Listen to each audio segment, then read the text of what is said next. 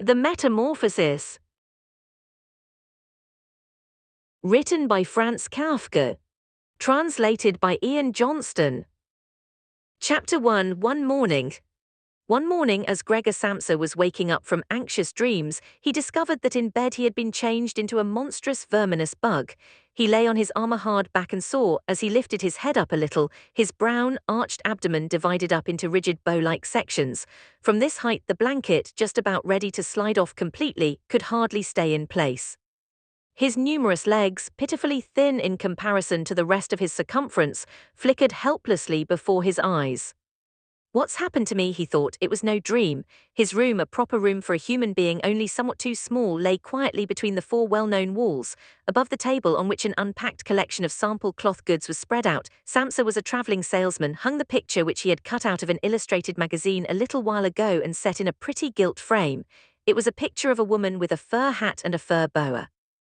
She sat erect there, lifting up in the direction of the viewer a solid fur muff into which her entire forearm had disappeared. Gregor's glance then turned to the window. The dreary weather, the raindrops were falling audibly down on the metal window ledge, made him quite melancholy. Why don't I keep sleeping for a little while longer and forget all this foolishness, he thought. But this was entirely impractical, for he was used to sleeping on his right side, and in his present state he couldn't get himself into this position. No matter how hard he threw himself onto his right side, he always rolled again onto his back. He must have tried it 100 times, closing his eyes so that he would not have to see the wriggling legs, and gave up only when he began to feel a light, dull pain in his side which he had never felt before. Oh God, he thought, what a demanding job I've chosen, day in, day out on the road. The stresses of selling are much greater than the work going on at head office, and in addition to that I have to cope with the problems of traveling, the worries about train connections, irregular bad food, temporary and constantly changing human relationships which never come from the heart. To hell with it all. He felt a slight itching on the top of his abdomen. He slowly pushed himself on his back closer to the bedpost so that he could lift his head more easily, found the itchy part which was entirely covered with small white spots. He did not know what to make of them and wanted to feel the place with a leg, but he retracted it immediately, for the contact felt like a cold shower all over him. He slid back again into his earlier position. This getting up early, he thought, makes a man quite idiotic. A man must have his sleep. Other traveling salesmen live like harem women. For instance, when I come back to the inn during the course of the morning to write up the necessary orders, these gentlemen are just sitting down to breakfast. If I were to try that with my boss, I'd be thrown out on the spot. Still, who knows whether that mightn't be really good for me. If I didn't hold back for my parents' sake, I'd have quit ages ago. I would have gone to the boss and told him just what I think from the bottom of my heart. He would have fallen right off his desk. How weird it is to sit up at that desk and talk down to the employee from way up there. The boss has trouble hearing, so the employee has to step up quite close to him. Anyway, I haven't completely given up that hope yet. Once I've got together the money to pay off my parents' debt to him, that should take another 5 or 6 years, I'll do it for sure, then I'll make the big break. In any case, right now I have to get up. My train leaves at 5 o'clock.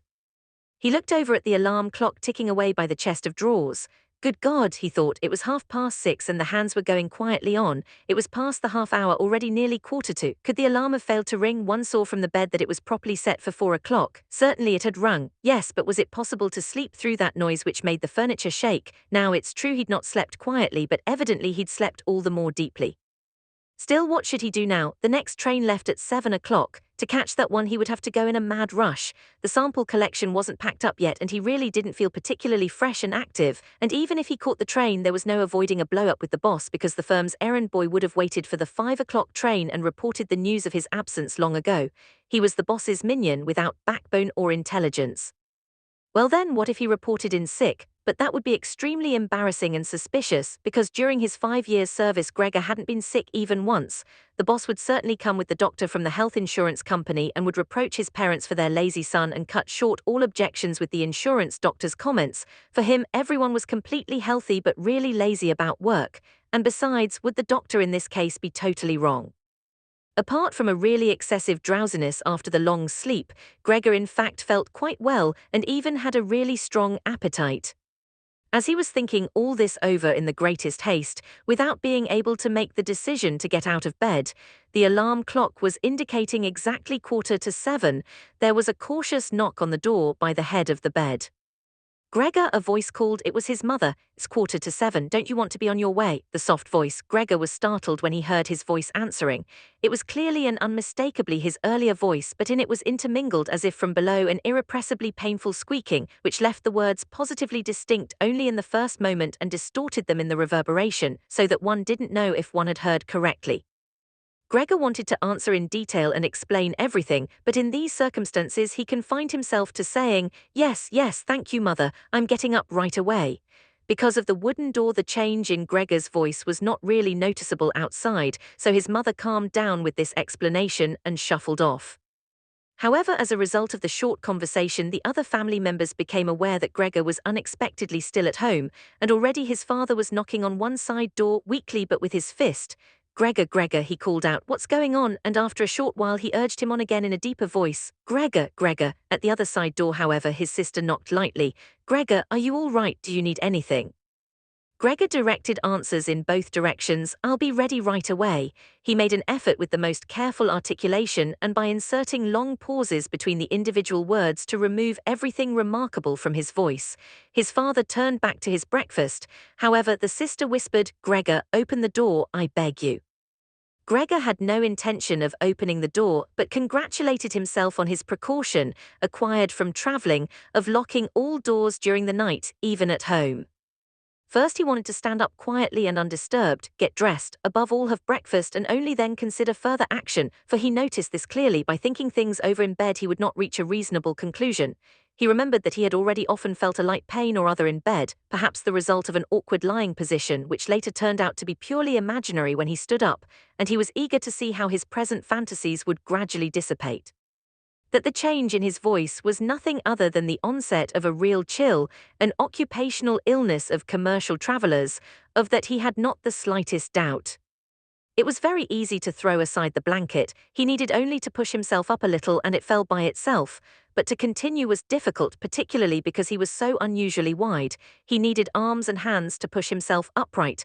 Instead of these, however, he had only many small limbs which were incessantly moving with very different motions, and which, in addition, he was unable to control. If he wanted to bend one of them, then it was the first to extend itself, and if he finally succeeded doing what he wanted with this limb, in the meantime all the others, as if left free, moved around in an excessively painful agitation. "But I must not stay in bed uselessly," said Gregor to himself. At first he wanted to get out of bed with the lower part of his body, but this lower part, which by the way he had not yet looked at and which he also couldn't picture clearly, proved itself too difficult to move. The attempt went so slowly.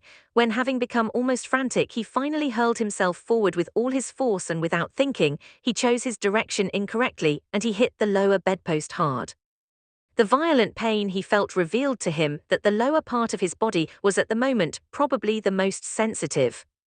Thus he tried to get his upper body out of the bed first and turned his head carefully toward the edge of the bed. He managed to do this easily, and in spite of its width and weight his body mass at last slowly followed the turning of his head, but as he finally raised his head outside the bed in the open air, he became anxious about moving forward any further in this manner, for if he allowed himself eventually to fall by this process, it would take a miracle to prevent his head from getting injured. And at all costs he must not lose consciousness right now. He preferred to remain in bed. However, after a similar effort, while he lay there again sighing as before, and once again saw his small limbs fighting one another, if anything worse than earlier, and didn't see any chance of imposing quiet and order on this arbitrary movement, he told himself again that he couldn't possibly remain in bed, and that it might be the most reasonable thing to sacrifice everything if there was even the slightest hope of getting himself out of bed in the process. At the same moment, however, he didn't forget to remind himself from time to time of the fact that calm, indeed the calmest, reflection might be better than the most confused decisions. At such moments he directed his gaze as precisely as he could toward the window, but unfortunately there was little confident cheer to be had from a glance at the morning mist, which concealed even the other side of the narrow street. "It's already 7 o'clock, he told himself at the latest striking of the alarm clock, already 7 o'clock and still such a fog. And for a little while longer he lay quietly with weak breathing, as if perhaps waiting for normal and natural conditions to re-emerge out of the complete stillness. But then he said to himself, "Before it strikes 7:15, whatever happens I must be completely out of bed. Besides, by then someone from the office will arrive to inquire about me because the office will open before 7 o'clock. and he made an effort then to rock his entire body length out of the bed with a uniform motion. If he let himself fall out of the bed in this way, his head, which in the course of the fall he intended to lift up sharply, would probably remain uninjured. His back seemed to be hard, nothing would really happen to that as a result of the fall. His greatest reservation was a worry about the loud noise which the fall must create, and which presumably would arouse, if not fright, then at least concern on the other side of all the doors. However, it had to be tried. As Gregor was in the process of lifting himself half out of bed, the new method was more of a game than an effort. He needed only to rock with a constant rhythm. It struck him how easy all this would be if someone were to come to his aid. Two strong people, he thought of his father and the servant girl, would have been quite sufficient. They would have only had to push their arms under his arched back to get him out of the bed, to bend down with their load, and then merely to exercise patience and care that he completed the flip onto the floor, where his diminutive legs would then, he hoped, acquire a purpose. Now, quite apart from the fact that the doors were locked, should he really call out for help? In spite of all his distress, he was unable to suppress a smile at this idea. He had already got to the point where, by rocking more strongly, he maintained his equilibrium with difficulty, and very soon he would finally have to decide, for in 5 minutes it would be 7:15. Then there was a ring at the door of the apartment. That's someone from the office, he told himself, and he almost froze while his small limbs only danced around all the faster. For one moment everything remained still. They aren't opening, Gregor said to himself, caught up in some absurd hope. But of course then, as usual, the servant girl with her firm tread went to the door and opened it. Gregor needed to hear only the first word of the visitor's greeting to recognize immediately who it was, the manager himself. Why was Gregor the only one condemned to work in a firm where, at the slightest lapse, someone immediately attracted the greatest suspicion? Were all the employees then collectively, one and all, scoundrels? Among them was there then no truly devoted person who, if he failed to use just a couple of hours in the morning for office work, would become abnormal from pangs of conscience and really be in no state to get out of bed? Was it really not enough to let an apprentice make inquiries, if such questioning was even necessary? Must the manager himself come, and in the process must it be demonstrated to the entire innocent family that the investigation of this suspicious circumstance could be entrusted only to the intelligence of the manager, and more as a consequence of the excited state in which this idea put Gregor than as a result of an actual decision, he swung himself with all his might out of the bed. There was a loud thud but not a real crash. The fall was absorbed somewhat by the carpet, and in addition his back was more elastic than Gregor had thought. For that reason the dull noise was not quite so conspicuous, but he had not held his head up with sufficient care and had hit it. He turned his head, irritated and in pain, and rubbed it on the carpet. "Something has fallen in there," said the manager in the next room on the left.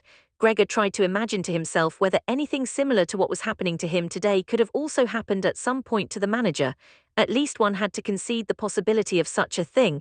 However, as if to give a rough answer to this question, the manager now, with a squeak of his polished boots, took a few determined steps in the next room. From the neighboring room on the right, the sister was whispering to inform Gregor, "Gregor, the manager is here." "I know," said Gregor to himself, but he did not dare make his voice loud enough so that his sister could hear. "Gregor," his father now said from the neighboring room on the left, "Mr. Manager has come and is asking why you have not left on the early train. We don't know what we should tell him. Besides, he also wants to speak to you personally. So please open the door. He will be good enough to forgive the mess in your room." In the middle of all this, the manager called out in a friendly way, "Good morning, Mr. Samsa." "He is not well," said his mother to the manager while his father was still talking at the door. "He is not well, believe me, Mr. Manager. Otherwise how would Gregor miss a train? The young man has nothing in his head except business. I'm almost angry that he never goes out at night. Right now he's been in the city 8 days, but he's been at home every evening. He sits here with us at the table and reads the newspaper quietly or studies his travel schedules. It's quite a diversion for him to busy himself with fretwork. For instance, he cut out a small frame over the course of 2 or 3 evenings. You'd be amazed how pretty it is. It's hanging right inside the room. You'll see it immediately as soon as Gregor opens the door. Anyway, I'm happy that you're here, Mr. Manager. By ourselves, we would never have made Gregor open the door. He's so stubborn and he's certainly not well, although he denied that this morning." "I'm coming right away," said Gregor slowly and deliberately and didn't move so as not to lose one word of the conversation. "My dear lady, I cannot explain it to myself in any other way," said the manager. "I hope it is nothing serious. On the other hand, I must also say that we business people, luckily or unluckily, however one looks at it, very often simply have to overcome a slight indisposition for business reasons. So can Mr. Manager come in to see you now?" asked his father impatiently and knocked once again on the door. No, said Gregor. In the neighboring room on the left, a painful stillness descended. In the neighboring room on the right, the sister began to sob. Why didn't his sister go to the others? She'd probably just gotten up out of bed now and hadn't even started to get dressed yet. Then why was she crying? Because he wasn't getting up and wasn't letting the manager in because he was in danger of losing his position, and because then his boss would badger his parents once again with the old demands. Those were probably unnecessary worries right now.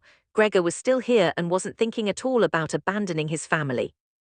At the moment he was lying right there on the carpet, and no one who knew about his condition would have seriously demanded that he let the manager in, but Gregor wouldn't be casually dismissed right away because of this small discourtesy, for which he would find an easy and suitable excuse later on. It seemed to Gregor that it might be far more reasonable to leave him in peace at the moment, instead of disturbing him with crying and conversation. But it was the very uncertainty which distressed the others and excused their behavior. Mr. Samsa, the manager was now shouting, his voice raised. What's the matter? You are barricading yourself in your room. Answer with only a yes and a no, are making serious and unnecessary troubles for your parents and neglecting, I mention this only incidentally, your commercial duties in a truly unheard of manner. I am speaking here in the name of your parents and your employer, and I am requesting you in all seriousness for an immediate and clear explanation. I am amazed. I am amazed. I thought I knew you as a calm, reasonable person, and now you appear suddenly to want to start parading around in weird moods. The chief indicated to me earlier this very day a possible explanation for your neglect. It concerned the collection of cash entrusted to you a short while ago, but in truth, I almost gave him my word of honor that this explanation could not be correct. However, now I see here your unimaginable pig-headedness, and I am totally losing any desire to speak up for you in the slightest, and your position is not at all the most secure. Originally I intended to mention all this to you privately, but since you are letting me waste my time here uselessly, I don't know why the matter shouldn't come to the attention of your parents. Your productivity has also been very unsatisfactory recently. Of course, it's not the time of year to conduct exceptional business, we recognize that, but a time of year for conducting no business, there is no such thing at all, Mr. Samsa, and such a thing must never be. But Mr. Manager, called Gregor, beside himself and in his agitation forgetting everything else, I'm opening the door immediately this very moment. A slight indisposition, a dizzy spell has prevented me from getting up. I'm still lying in bed right now, but I'm quite refreshed once again. I'm in the midst of getting out of bed, just have patience for a short moment. Things are not going as well as I thought, but things are all right. How suddenly this can overcome someone. Only yesterday evening everything was fine with me, my parents certainly know that. Actually just yesterday evening I had a small premonition, people must have seen that in me, why have I not reported that to the office? But people always think that they'll get over sickness without having to stay at home. Mr. Manager, take it easy on my parents. There is really no basis for the criticisms which you're now making against me, and really nobody has said a word to me about that. Perhaps you have not read the latest orders which I shipped. Besides, now I'm setting out on my trip on the 8 o'clock train. The few hours' rest have made me stronger. Mr. Manager, do not stay. I will be at the office in person right away. Please have the goodness to say that and to convey my respects to the chief. While Gregor was quickly blurting all this out, hardly aware of what he was saying, he had moved close to the chest of drawers without effort, probably as a result of the practice he had already had in bed, and now he was trying to raise himself up on it. Actually, he wanted to open the door. He really wanted to let himself be seen by and to speak with the manager. He was keen to witness what the others now asking about him would say when they saw him. If they were startled, then Gregor had no more responsibility and could be calm. But if they accepted everything quietly, then he would have no reason to get excited, and if he got a move on, could really be at the station around 8 o'clock. At first he slid down a few times on the smooth chest of drawers, but at last he gave himself a final swing and stood upright there. He was no longer at all aware of the pains in his lower body, no matter how they might still sting. Now he let himself fall against the back of a nearby chair, on the edge of which he braced himself with his thin limbs. By doing this he gained control over himself and kept quiet, for he could now hear the manager. Did you understood a single word? The manager asked the parents. Is he playing the fool with us? For God's sake, cried the mother already in tears. Perhaps he's very ill and we're upsetting him. Gret, Gret, she yelled at that point. Mother, called the sister from the other side. They were making themselves understood through Gregor's room. You must go to the doctor right away. Gregor is sick. Hurry to the doctor. Have you heard Gregor speak yet? That was an animal's voice, said the manager, remarkably quietly in comparison to the mother's cries. Anna, Anna, yelled the father through the hall into the kitchen, clapping his hands, fetch a locksmith right away. The two young women were already running through the hall with swishing skirts. How had his sister dressed herself so quickly and yanked open the doors of the apartment? One couldn't hear the doors closing at all. They probably had left them open, as is customary in an apartment where a huge misfortune has taken place. However, Gregor had become much calmer. All right, people did not understand his words anymore, although they seemed clear enough to him, clearer than previously, perhaps because his ears had gotten used to them. But at least people now thought that things were not all right with him and were prepared to help him. The confidence and assurance with which the first arrangements had been carried out made him feel good. He felt himself included once again in the circle of humanity and was expecting from both the doctor and the locksmith, without differentiating between them with any real precision, splendid and surprising results. In order to get as clear a voice as possible for the critical conversation which was imminent, he coughed a little, and certainly took the trouble to do this in a really subdued way, since it was possible that even this noise sounded like something different from a human cough. He no longer trusted himself to decide anymore. Meanwhile, in the next room, it had become really quiet. Perhaps his parents were sitting with the manager at the table whispering. Perhaps they were all leaning against the door listening. Gregor pushed himself slowly towards the door with the help of the easy chair, let go of it there, threw himself against the door, held himself upright against it. The balls of his tiny limbs had a little sticky stuff on them and rested there momentarily from his exertion. Then he made an effort to turn the key in the lock with his mouth. Unfortunately, it seemed that he had no real teeth. How then was he to grab hold of the key? But to make up for that, his jaws were naturally very strong. With their help, he managed to get the key really moving. He didn't notice that he was obviously inflicting some damage on himself, for a brown fluid came out of his mouth, flowed over the key and dripped onto the floor. "Just listen for a moment," said the manager in the next room. "He's turning the key." For Gregor that was a great encouragement, but they all should have called out to him, including his father and mother. "Come on, Gregor," they should have shouted. "Keep going, keep working on the lock." Imagining that all his efforts were being followed with suspense, he bit down frantically on the key with all the force he could muster. As the key turned more, he danced around the lock. Now he was holding himself upright only with his mouth, and he had to hang onto the key or then press it down again with the whole weight of his body as necessary.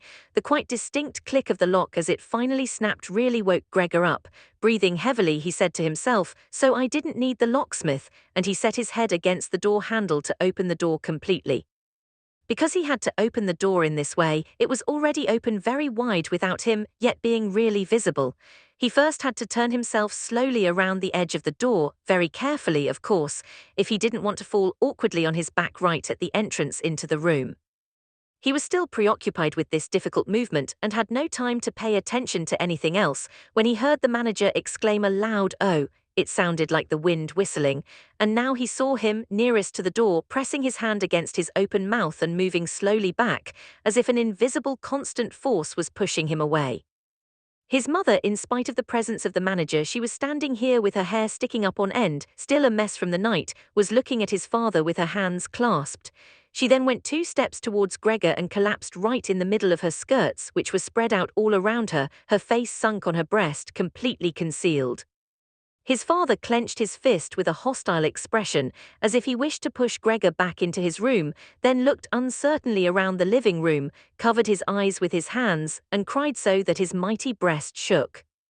At this point, Gregor did not take one step into the room, but leaned his body from the inside against the firmly bolted wing of the door, so that only half his body was visible, as well as his head tilted sideways, with which he peeped over at the others.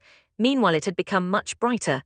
Standing out clearly from the other side of the street was a part of the endless grey-black house situated opposite. It was a hospital, with its severe regular windows breaking up the facade.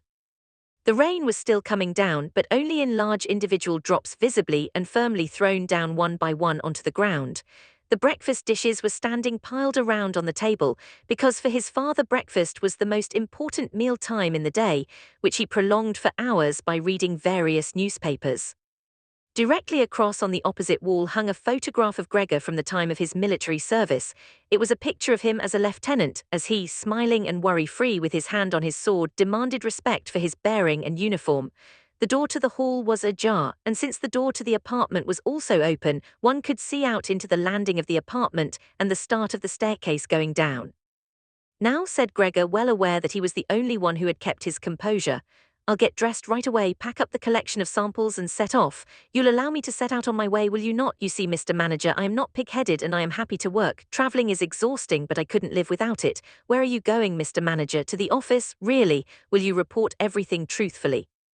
A person can be incapable of work momentarily, but that's precisely the best time to remember the earlier achievements and to consider that later, after the obstacles have been shoved aside, the person will work all the more eagerly and intensely. I am really so indebted to Mr. Chief, you know that perfectly well. On the other hand, I am concerned about my parents and my sister. I'm in a fix, but I'll work myself out of it again. Don't make things more difficult for me than they already are. Speak up on my behalf in the office. People don't like traveling salesmen, I know that. People think they earn pots of money and thus lead a fine life. People don't even have any special reason to think through this judgment more clearly. But you, Mr. Manager, you have a better perspective on what's involved than other people, even, I tell you in total confidence, a better perspective than Mr. Chairman himself, who in his capacity as the employer may let his judgment make casual mistakes at the expense of an employee. You also know well enough that the traveling salesman who is outside the office almost the entire year can become so easily a victim of gossip, coincidences, and groundless complaints, against which it's impossible for him to defend himself, since for the most part he doesn't hear about them at all, and only then when he's exhausted after finishing a trip, and at home gets to feel in his own body the nasty consequences, which can't be thoroughly explored back to their origins. Mr. Manager, don't leave without speaking a word, telling me that you'll at least concede that I'm a little in the right. But at Gregor's first words, the manager had already turned away, and now he looked back at Gregor over his twitching shoulders with pursed lips.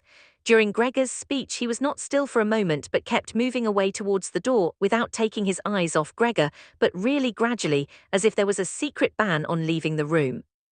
He was already in the hall, and given the sudden movement with which he finally pulled his foot out of the living room, one could have believed that he had just burned the sole of his foot. In the hall, however, he stretched his right hand out away from his body towards the staircase, as if some truly supernatural relief was waiting for him there. Gregor realized that he must not under any circumstances allow the manager to go away in this frame of mind, especially if his position in the firm was not to be placed in the greatest danger. His parents did not understand all this very well. Over the long years they had developed the conviction that Gregor was set up for life in his firm, and in addition they had so much to do nowadays with their present troubles that all foresight was foreign to them. But Gregor had this foresight. The manager must be held back, calmed down, convinced, and finally won over. The future of Gregor and his family really depended on it. If only the sister had been there. She was clever. She had already cried while Gregor was still lying quietly on his back, and the manager, this friend of the ladies, would certainly let himself be guided by her. She would have closed the door to the apartment and talked him out of his fright in the hall, but the sister was not even there.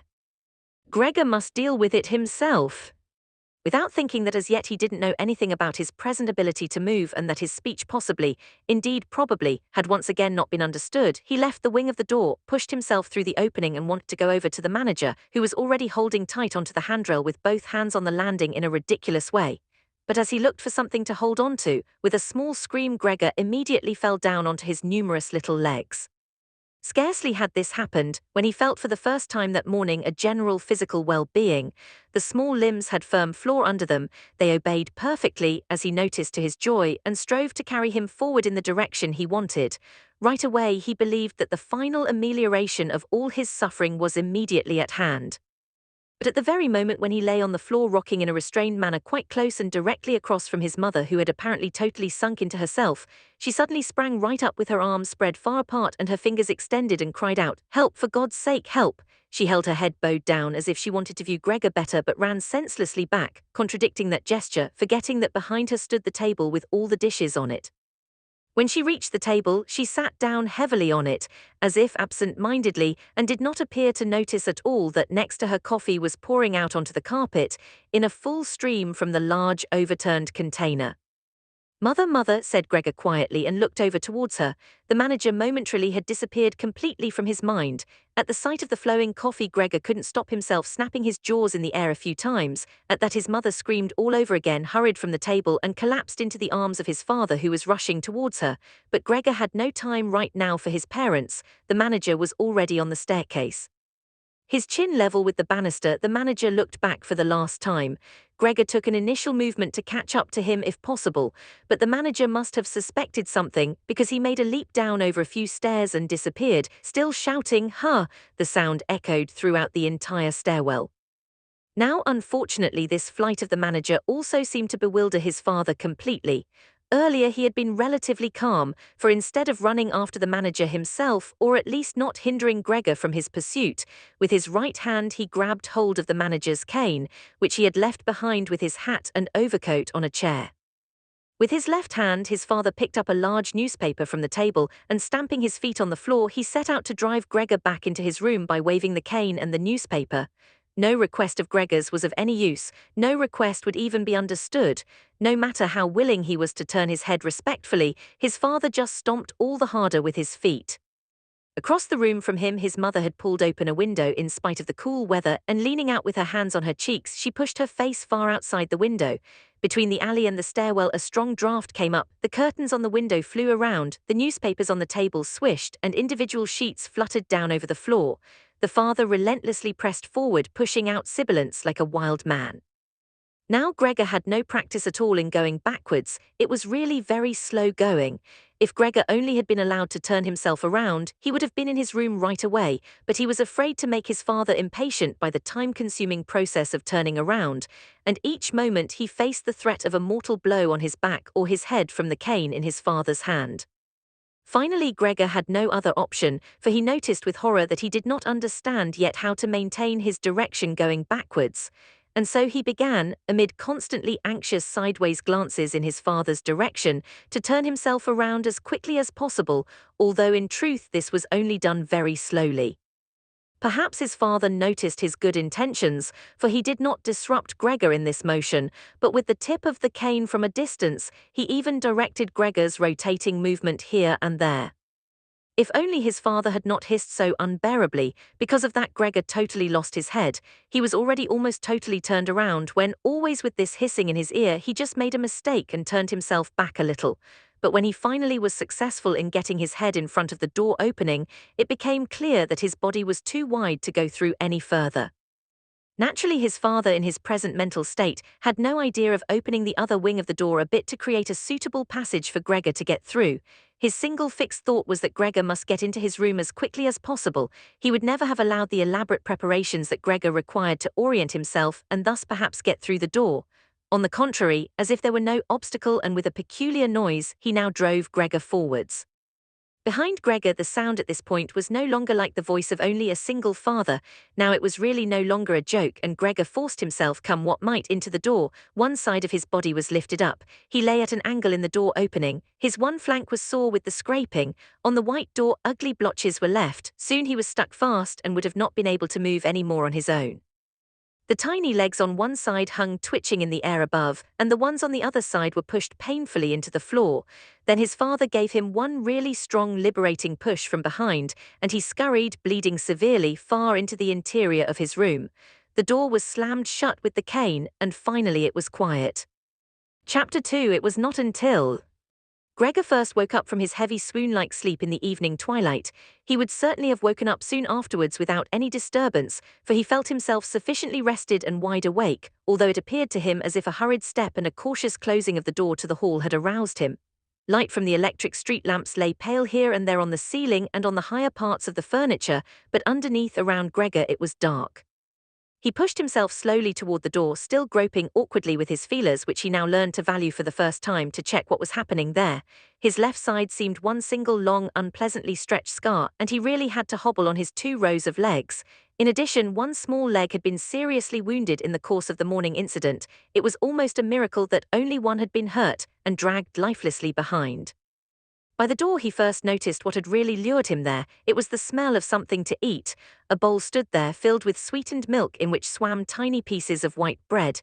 He almost laughed with joy, for he now had a much greater hunger than in the morning, and he immediately dipped his head almost up to and over his eyes down into the milk. But he soon drew it back again in disappointment, not just because it was difficult for him to eat on account of his delicate left side. He could eat only if his entire panting body worked in a coordinated way, but also because the milk, which otherwise was his favorite drink and which his sister had certainly placed there for that reason, did not appeal to him at all. He turned away from the bowl almost with aversion and crept back into the middle of the room. In the living room, as Gregor saw through the crack in the door, the gas was lit, but where on other occasions at this time of day his father was accustomed to read the afternoon newspaper in a loud voice to his mother and sometimes also to his sister, at the moment no sound was audible. Now, perhaps this reading aloud, about which his sister had always spoken and written to him, had recently fallen out of their general routine. But it was so still all around, in spite of the fact that the apartment was certainly not empty. What a quiet life the family leads, said Gregor to himself, and as he stared fixedly out in front of him into the darkness, he felt a great pride that he had been able to provide such a life in a beautiful apartment like this for his parents and his sister. But how would things go if now all tranquility, all prosperity, all contentment should come to a horrible end? In order not to lose himself in such thoughts, Gregor preferred to set himself moving, so he moved up and down in his room. Once during the long evening one side door and then the other door was opened just a tiny crack and quickly closed again. Someone presumably needed to come in but had then thought better of it. Gregor immediately took up a position by the living room door, determined to bring in the hesitant visitor somehow or other, or at least to find out who it might be. But now the door was not opened anymore, and Gregor waited in vain. Earlier, when the door had been barred, they had all wanted to come in to him. Now, when he had opened one door and when the others had obviously been opened during the day, no one came anymore, and the keys were stuck in the locks on the outside. The light in the living room was turned off only late at night, and now it was easy to establish that his parents and his sister had stayed awake all this time, for one could hear clearly as all three moved away on tiptoe. Now it was certain that no one would come into Gregor any more until the morning. Thus, he had a long time to think undisturbed about how he should reorganize his life from scratch. But the high, open room in which he was compelled to lie flat on the floor made him anxious without his being able to figure out the reason, for he had lived in the room for 5 years. With a half-unconscious turn and not without a slight shame, he scurried under the couch, where in spite of the fact that his back was a little cramped and he could no longer lift up his head, he felt very comfortable and was sorry only that his body was too wide to fit completely under it. There he remained the entire night, which he spent partly in a state of semi-sleep, out of which his hunger constantly woke him with a start, but partly in a state of worry and murky hopes, which all led to the conclusion that for the time being he would have to keep calm and with patience and the greatest consideration for his family, tolerate the troubles which in his present condition he was now forced to cause them. Already early in the morning, it was still almost night. Gregor had an opportunity to test the power of the decisions he had just made, for his sister, almost fully dressed, opened the door from the hall into his room and looked eagerly inside. She did not find him immediately, but when she noticed him under the couch, God, he had to be somewhere or other, for he could hardly fly away, she got such a shock that without being able to control herself, she slammed the door shut once again from the outside. However, as if she was sorry for her behavior, she immediately opened the door again and walked in on her tiptoes, as if she was in the presence of a serious invalid or a total stranger. Gregor had pushed his head forward just to the edge of the couch and was observing her. Would she really notice that he had left the milk standing, not indeed from any lack of hunger, and would she bring in something else to eat more suitable for him? If she did not do it on her own, he would sooner starve to death than call her attention to the fact, although he had a really powerful urge to move beyond the couch, throw himself at his sister's feet, and beg her for something or other good to eat. But his sister noticed right away with astonishment that the bowl was still full, with only a little milk spilled around it. She picked it up immediately, although not with her bare hands but with a rag, and took it out of the room. Gregor was extremely curious what she would bring as a substitute, and he pictured to himself different ideas about it, but he never could have guessed what his sister out of the goodness of her heart in fact did. She brought him to test his taste an entire selection, all spread out on an old newspaper. There were old half-rotten vegetables, bones from the evening meal, covered with a white sauce which had almost solidified, some raisins and almonds, cheese which Gregor had declared inedible 2 days earlier, a slice of dry bread, and a slice of salted bread smeared with butter. In addition to all this, she put down a bowl, probably designated once and for all as Gregor's, into which she had poured some water, and out of her delicacy of feeling, since she knew that Gregor would not eat in front of her, she went away very quickly and even turned the key in the lock, so that Gregor would now observe that he could make himself as comfortable as he wished. Gregor's small limbs buzzed now that the time for eating had come. His wounds must in any case have already healed completely. He felt no handicap on that score. He was astonished at that and thought about how more than a month ago he had cut his finger slightly with a knife, and how this wound had hurt enough even the day before yesterday. Am I now going to be less sensitive? He thought, already sucking greedily on the cheese which had strongly attracted him right away more than all the other foods. Quickly and with his eyes watering with satisfaction, he ate one after the other, the cheese, the vegetables, and the sauce. The fresh food, by contrast, didn't taste good to him. He couldn't bear the smell and even carried the things he wanted to eat a little distance away. By the time his sister slowly turned the key as a sign that he should withdraw, he was long finished and now lay lazily in the same spot. The noise immediately startled him, in spite of the fact that he was already almost asleep, and he scurried back again under the couch.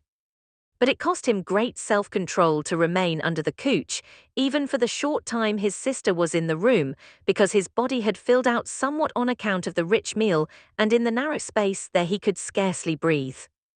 In the midst of minor attacks of asphyxiation, he looked at her with somewhat protruding eyes, as his unsuspecting sister swept up with a broom, not just the remnants, but even the foods which Gregor had not touched at all, as if these were also now useless, and as she dumped everything quickly into a bucket which she closed with a wooden lid, and then carried all of it out of the room.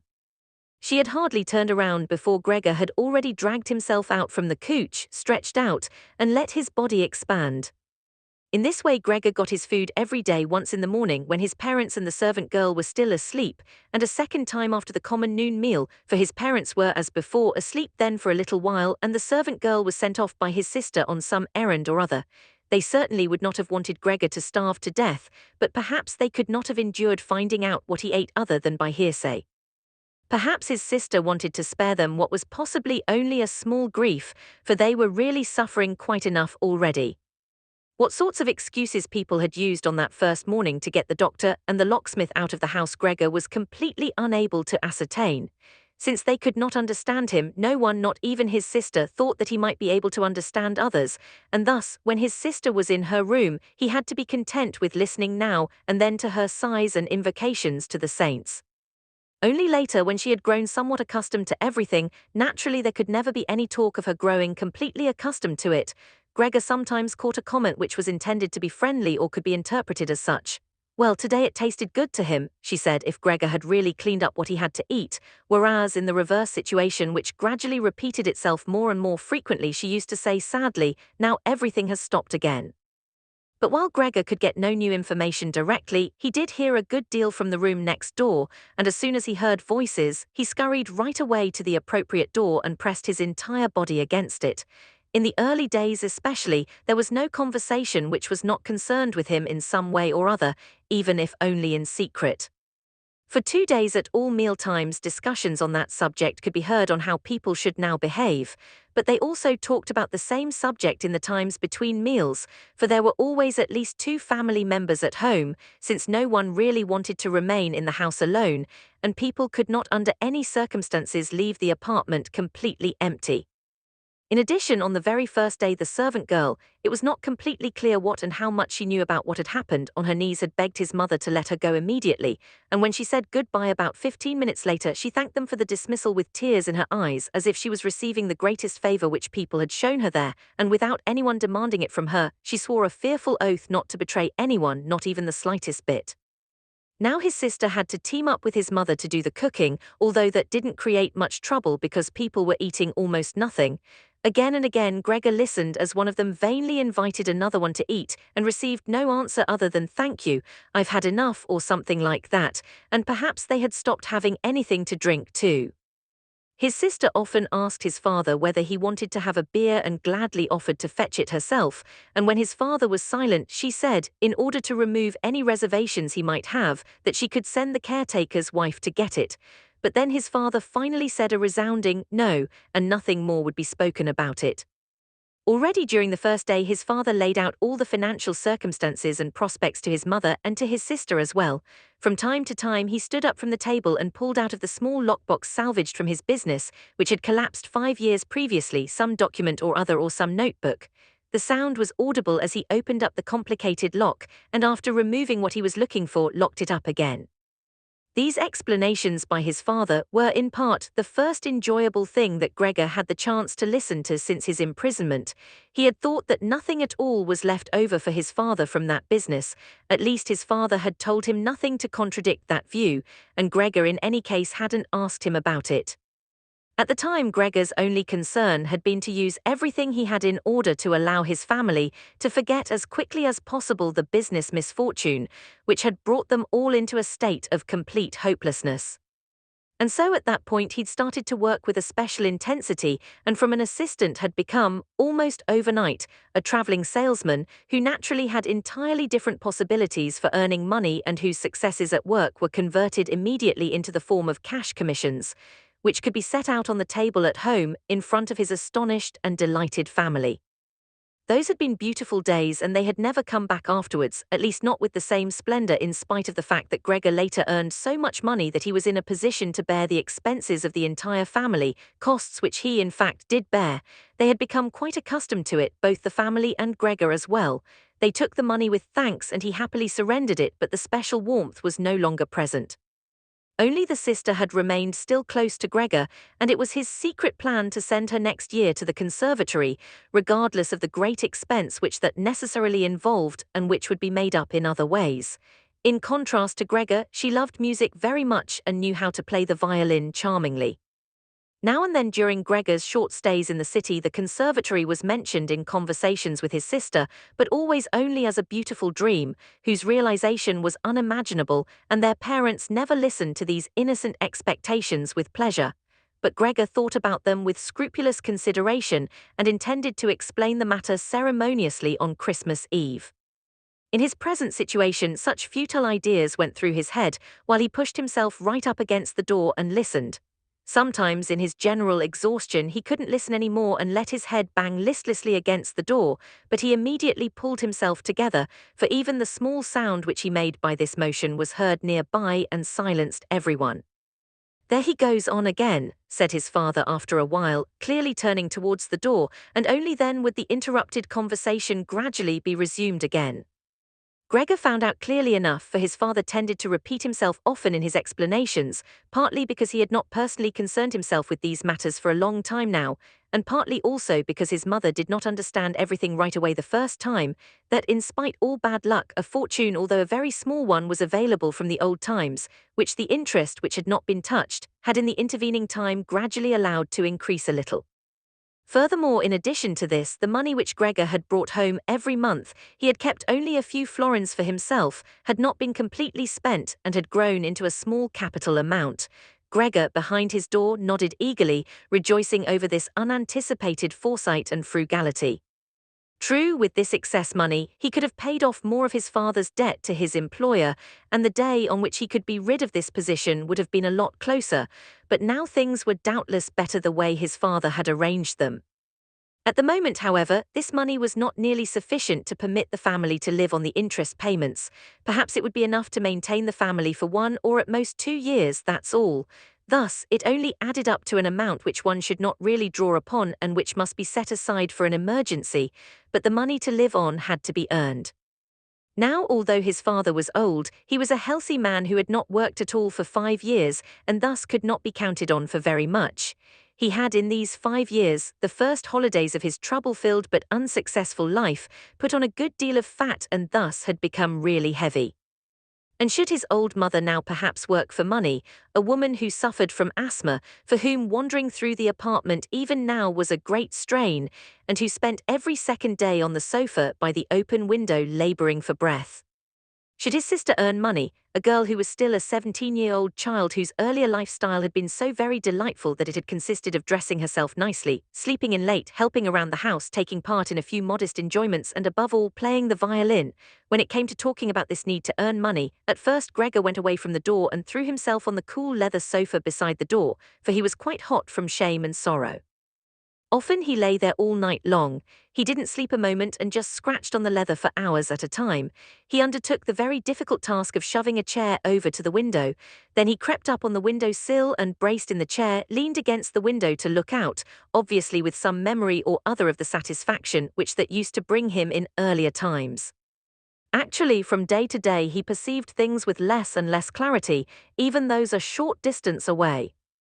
The hospital across the street, the all-too-frequent sight of which he had previously cursed, was not visible at all anymore, and if he had not been precisely aware that he lived in the quiet but completely urban Charlotte Street, he could have believed that from his window he was peering out at a featureless wasteland, in which the grey heaven and the grey earth had merged and were indistinguishable. His attentive sister must have observed a couple of times that the chair stood by the window. Then, after cleaning up the room, each time she pushed the chair back right against the window, and from now on she even left the inner casement open. If Gregor had only been able to speak to his sister and thank her for everything that she had to do for him, he would have tolerated her service more easily. As it was, he suffered under it. The sister admittedly sought to cover up the awkwardness of everything as much as possible, and as time went by she naturally got more successful at it, but with the passing of time Gregor also came to understand everything more precisely. Even her entrance was terrible for him. As soon as she entered, she ran straight to the window without taking the time to shut the door, in spite of the fact that she was otherwise very considerate in sparing anyone the sight of Gregor's room, and yanked the window open with eager hands, as if she was almost suffocating, and remained for a while by the window breathing deeply, even when it was still so cold. With this running and noise she frightened Gregor twice every day. The entire time he trembled under the couch, and yet he knew very well that she would certainly have spared him gladly if it had only been possible to remain with the window closed in a room where Gregor lived. On one occasion, about 1 month had already gone by since Gregor's transformation, and there was now no particular reason any more for his sister to be startled at Gregor's appearance. She arrived a little earlier than usual and came upon Gregor as he was still looking out the window, immobile and well positioned to frighten someone. It would not have come as a surprise to Gregor if she had not come in, since his position was preventing her from opening the window immediately. But she not only did not step inside, she even retreated and shut the door. A stranger really might have concluded from this that Gregor had been lying in wait for her and wanted to bite her. Of course, Gregor immediately concealed himself under the couch, but he had to wait until the noon meal before his sister returned, and she seemed much less calm than usual. From this, he realized that his appearance was still constantly intolerable to her and must remain intolerable in future, and that she really had to exert a lot of self-control not to run away from a glimpse of only the small part of his body which stuck out from under the couch. In order to spare her even this sight, one day he dragged the sheet on his back and onto the couch. This task took him 4 hours, and arranged it in such a way that he was now completely concealed and his sister, even if she bent down, could not see him. If this sheet was not necessary as far as she was concerned, then she could remove it, for it was clear enough that Gregor could not derive any pleasure from isolating himself away so completely. But she left the sheet just as it was, and Gregor believed he even caught a look of gratitude when, on one occasion, he carefully lifted up the sheet a little with his head to check, as his sister took stock of the new arrangement. In the first 2 weeks his parents could not bring themselves to visit him, and he often heard how they fully acknowledged his sister's present work, whereas, earlier they had often got annoyed at his sister because she had seemed to them a somewhat useless young woman. However, now both his father and his mother often waited in front of Gregor's door while his sister cleaned up inside, and as soon as she came out she had to explain in detail how things looked in the room, what Gregor had eaten, how he had behaved this time, and whether perhaps a slight improvement was perceptible. In any event, his mother comparatively soon wanted to visit Gregor, but his father and his sister restrained her, at first with reasons which Gregor listened to very attentively and which he completely endorsed. Later, however, they had to hold her back forcefully, and when she then cried, "Let me go to Gregor, he's my unlucky son, don't you understand that I have to go to him?" Gregor then thought that perhaps it would be a good thing if his mother came in, not every day of course, but maybe once a week. She understood everything much better than his sister, who, in spite of all her courage, was still a child, and in the last analysis, had perhaps undertaken such a difficult task only out of childish recklessness. Gregor's wish to see his mother was soon realized. While during the day Gregor, out of consideration for his parents, did not want to show himself by the window, he couldn't crawl around very much on the few square meters of the floor. He found it difficult to bear lying quietly during the night, and soon eating no longer gave him the slightest pleasure. So for diversion he acquired the habit of crawling back and forth across the walls and ceiling. He was especially fond of hanging from the ceiling. The experience was quite different from lying on the floor. It was easier to breathe, a slight vibration went through his body, and in the midst of the almost happy amusement which Gregor found up there, it could happen that, to his own surprise, he let go and hit the floor. However, now he naturally controlled his body quite differently, and he did not injure himself in such a great fall. His sister noticed immediately the new amusement which Gregor had found for himself, for as he crept around he left behind here and there traces of his sticky stuff, and so she got the idea of making Gregor's creeping around as easy as possible, and thus of removing the furniture which got in the way, especially the chest of drawers and the writing desk. But she was in no position to do this by herself. She did not dare to ask her father to help, and the servant girl would certainly not have assisted her, for although this girl, about 16 years old, had courageously remained since the dismissal of the previous cook, she had begged for the privilege of being allowed to stay permanently confined to the kitchen and of having to open the door only in answer to a special summons. Thus his sister had no other choice but to involve his mother while his father was absent. His mother approached Gregor's room with cries of excited joy, but she fell silent at the door. Of course, his sister first checked whether everything in the room was in order. Only then did she let his mother walk in. In great haste, Gregor had drawn the sheet down even further and wrinkled it more. The whole thing really looked just like a coverlet thrown carelessly over the couch. On this occasion, Gregor held back from spying out from under the sheet, thus he refrained from looking at his mother this time and was just happy that she had come. "Come on, he's not visible," said his sister, and evidently led his mother by the hand.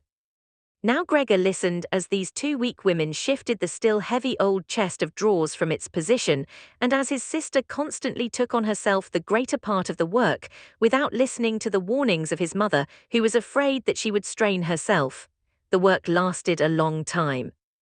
After about a quarter of an hour had already gone by, his mother said it would be better if they left the chest of drawers where it was, because in the first place it was too heavy, they would not be finished before his father's arrival, and leaving the chest of drawers in the middle of the room would block all Gregor's pathways, but in the second place, they could not be certain that Gregor would be pleased with the removal of the furniture. To her, the reverse seemed to be true. The sight of the empty walls pierced her right to the heart, and why should Gregor not feel the same, since he had been accustomed to the room furnishings for a long time, and in an empty room would feel himself abandoned? And is it not the case, his mother concluded very quietly, almost whispering as if she wished to prevent Gregor, whose exact location she really didn't know, from hearing even the sound of her voice, for she was convinced that he did not understand her words. And isn't it a fact that by removing the furniture we're showing that we're giving up all hope of an improvement and are leaving him to his own resources without any consideration? I think it would be best if we tried to keep the room exactly in the condition it was in before, so that, when Gregor returns to us, he finds everything unchanged and can forget the intervening time all the more easily. As he heard his mother's words, Gregor realized that the lack of all immediate human contact, together with the monotonous life surrounded by the family over the course of these 2 months, must have confused his understanding, because otherwise he couldn't explain to himself how he, in all seriousness, could have been so keen to have his room emptied. Was he really eager to let the warm room, comfortably furnished with pieces he had inherited, be turned into a cavern in which he would, of course, then be able to crawl about in all directions without disturbance, but at the same time with a quick and complete forgetting of his human past as well? Was he then at this point already on the verge of forgetting, and was it only the voice of his mother, which he had not heard for a long time, that had aroused him? Nothing was to be removed, everything must remain. In his condition he could not function without the beneficial influences of his furniture, and if the furniture prevented him from carrying out his senseless crawling about all over the place, then there was no harm in that but rather a great benefit. But his sister unfortunately thought otherwise.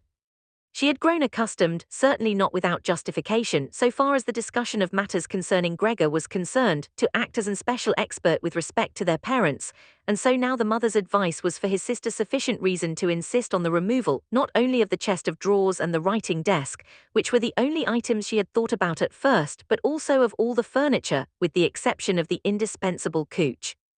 Of course, it was not only childish defiance and her recent very unexpected and hard-won self-confidence which led her to this demand. She had also actually observed that Gregor needed a great deal of room to creep about.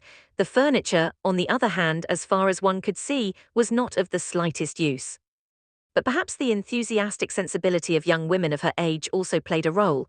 This feeling sought release at every opportunity, and with it Gret now felt tempted to want to make Gregor's situation even more terrifying, so that then she would be able to do even more for him than now. For surely no one except Gret would ever trust themselves to enter a room in which Gregor ruled the empty walls all by himself. And so she did not let herself be dissuaded from her decision by her mother, who in this room seemed uncertain of herself in her sheer agitation, and soon kept quiet, helping his sister with all her energy to get the chest of drawers out of the room. Now, Gregor could still do without the chest of drawers if need be, but the writing desk really had to stay.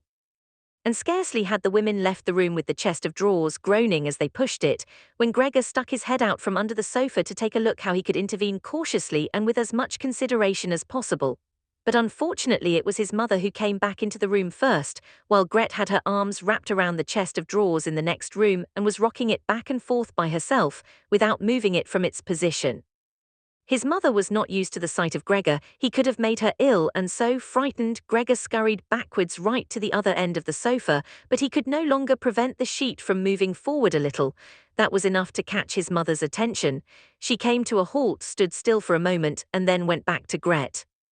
Although Gregor kept repeating to himself over and over that really nothing unusual was going on, that only a few pieces of furniture were being rearranged, he soon had to admit to himself that the movements of the women to and fro, their quiet conversations, and the scratching of the furniture on the floor affected him like a great swollen commotion on all sides, and so firmly was he pulling in his head and legs and pressing his body into the floor. He had to tell himself unequivocally that he wouldn't be able to endure all this much longer. They were cleaning out his room, taking away from him everything he cherished. They had already dragged out the chest of drawers in which the fret saw and other tools were kept, and they were now loosening the writing desk which was fixed tight to the floor, the desk on which he, as a business student, a school student indeed, even as an elementary school student, had written out his assignments. At that moment he really didn't have any more time to check the good intentions of the two women, whose existence he had in any case almost forgotten, because in their exhaustion they were working really silently, and the heavy stumbling of their feet was the only sound to be heard.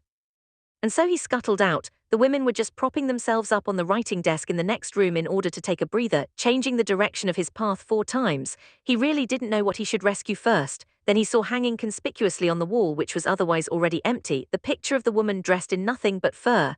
He quickly scurried up over it and pressed himself against the glass which held it in place and which made his hot abdomen feel good. At least this picture, which Gregor at the moment completely concealed, surely no one would now take away. He twisted his head towards the door of the living room to observe the women as they came back in. They had not allowed themselves very much rest and were coming back right away. Gret had placed her arm around her mother and held her tightly. "So what shall we take now?" said Gret and looked around her. Then her glance met Gregor's from the wall. She kept her composure only because her mother was there. She bent her face towards her mother in order to prevent her from looking around and said, although in a trembling voice and too quickly, "Come, wouldn't it be better to go back to the living room for just another moment?" Gret's purpose was clear to Gregor. She wanted to bring his mother to a safe place and then chase him down from the wall. Well, let her just try. He squatted on his picture and did not hand it over. He would sooner spring into Gret's face. But Gret's words had immediately made the mother very uneasy. She walked to the side, caught sight of the enormous brown splotch on the flowered wallpaper, and before she became truly aware that what she was looking at was Gregor, screamed out in a high-pitched raw voice, oh God," and fell with outstretched arms as if she was surrendering everything down onto the couch and lay there motionless. "Gregor, you!" cried out his sister with a raised fist and an urgent glare. Since his transformation, these were the first words which she had directed right at him. She ran into the room next door to bring some spirits or other with which she could revive her mother from her fainting spell. Gregor wanted to help as well. There was time enough to save the picture, but he was stuck fast on the glass and had to tear himself loose forcefully. Then he also scurried into the next room, as if he could give his sister some advice as in earlier times, but then he had to stand there idly behind her while she rummaged about among various small bottles. Still, she was frightened when she turned around. A bottle fell onto the floor and shattered. A splinter of glass wounded Gregor in the face. Some corrosive medicine or other dripped over him. Now, without lingering any longer, Gret took as many small bottles as she could hold and ran with them into her mother. She slammed the door shut with her foot. Gregor was now shut off from his mother, who was perhaps near death thanks to him. He could not open the door, and he did not want to chase away his sister, who had to remain with her mother. At this point he had nothing to do but wait, and overwhelmed with self-reproach and worry, he began to creep and crawl over everything, walls, furniture and ceiling. Finally, in his despair, as the entire room started to spin around him, he fell onto the middle of the large table. A short time elapsed. Gregor lay there limply, all around was still. Perhaps that was a good sign. Then there was ring at the door. The servant girl was naturally shut up in her kitchen, and therefore Gret had to go to open the door. The father had arrived. "What's happened?" were his first words. Gret's appearance had told him everything. Gret replied with a dull voice. Evidently she was pressing her face into her father's chest. "Mother fainted, but she's getting better now. Gregor has broken loose." "Yes, I have expected that," said his father. "I always told you that, but you women don't want to listen." It was clear to Gregor that his father had badly misunderstood Gret's short message and was assuming that Gregor had committed some violent crime or other. Thus, Gregor now had to find his father to calm him down, for he had neither the time nor the ability to explain things to him. And so he rushed away to the door of his room and pushed himself against it, so that his father could see right away as he entered from the hall that Gregor fully intended to return at once to his room, that it was not necessary to drive him back, but that one only needed to open the door and he would disappear immediately. But his father was not in the mood to observe such niceties. "Ah," he yelled as soon as he entered, with a tone as if he were all at once angry and pleased. Gregor pulled his head back from the door and raised it in the direction of his father. He had not really pictured his father as he now stood there. Of course, what with his new style of creeping all around, he had in the past while neglected to pay attention to what was going on in the rest of the apartment, as he had done before, and really should have grasped the fact that he would encounter different conditions. Nevertheless, was that still his father? Was that the same man who had lain exhausted and buried in bed in earlier days when Gregor was setting out on a business trip, who had received him on the evenings of his return in a sleeping gown and armchair, totally incapable of standing up, who had only lifted his arm as a sign of happiness, and who in their rare strolls together a few Sundays a year and on the important holidays made his way slowly forwards between Gregor and his mother, who themselves moved slowly. Always a bit more slowly than them, bundled up in his old coat, all the time setting down his walking stick carefully, and who, when he had wanted to say something, almost always stood still and gathered his entourage around him. But now he was standing up really straight, dressed in a tight-fitting blue uniform with gold buttons, like the ones servants wear in a banking company. Above the high stiff collar of his jacket, his firm double chin stuck out prominently. Beneath his bushy eyebrows, the glance of his black eyes was freshly penetrating and alert. His otherwise disheveled white hair was combed down into a carefully exact shining part. He threw his cap, on which a gold monogram, apparently the symbol of the bank, was affixed, in an arc across the entire room onto the sofa and moved, throwing back the edge of the long coat of his uniform, with his hands in his trouser pockets and a grim face, right up to Gregor. He really didn't know what he had in mind, but he raised his foot uncommonly high anyway, and Gregor was astonished at the gigantic size of the sole of his boot. However, he did not linger on that point, for he knew from the first day of his new life that as far as he was concerned, his father considered the greatest force the only appropriate response. And so he scurried away from his father, stopped when his father remained standing, and scampered forward again when his father merely stirred. In this way they made their way around the room repeatedly, without anything decisive taking place. In fact, because of the slow pace, it didn't look like a chase. Gregor remained on the floor for the time being, especially since he was afraid that his father could take a flight up onto the wall or the ceiling as an act of real malice. At any event, Gregor had to tell himself that he couldn't keep up this running around for a long time, because whenever his father took a single step, he had to go through an enormous number of movements. Already he was starting to suffer from a shortage of breath, just as in his earlier days when his lungs had been quite unreliable. As he now staggered around in this way in order to gather all his energies for running, hardly keeping his eyes open and feeling so listless that he had no notion at all of any escape other than by running, and had almost already forgotten that the walls were available to him, although they were obstructed by carefully carved furniture full of sharp points and spikes, at that moment something or other thrown casually flew down close by and rolled in front of him. It was an apple. Immediately a second one flew after it. Gregor stood still in fright. Further running away was useless, for his father had decided to bombard him. From the fruit bowl on the sideboard his father had filled his pockets, and now, without for the moment taking accurate aim, he was throwing apple after apple. These small red apples rolled around on the floor as if electrified and collided with each other. A weakly thrown apple grazed Gregor's back but skidded off harmlessly. However, another thrown immediately after that one drove into Gregor's back really hard. Gregor wanted to drag himself off, as if the unexpected and incredible pain would go away if he changed his position. but he felt as if he was nailed in place and lay stretched out completely confused in all his senses. Only with his final glance did he notice how the door of his room was pulled open and how, right in front of his sister, who was yelling, his mother ran out in her undergarments, for his sister had undressed her in order to give her some freedom to breathe in her fainting spell, and how his mother then ran up to his father, on the way her tied-up skirts slipped toward the floor one after the other, and how, tripping over her skirts, she hurled herself onto his father and, throwing her arms around him, in complete union with him. But at this moment, Gregor's powers of sight gave way as her hands reached to the back of his father's head, and she begged him to spare Gregor's life. Chapter 3:01 Dared to Remove.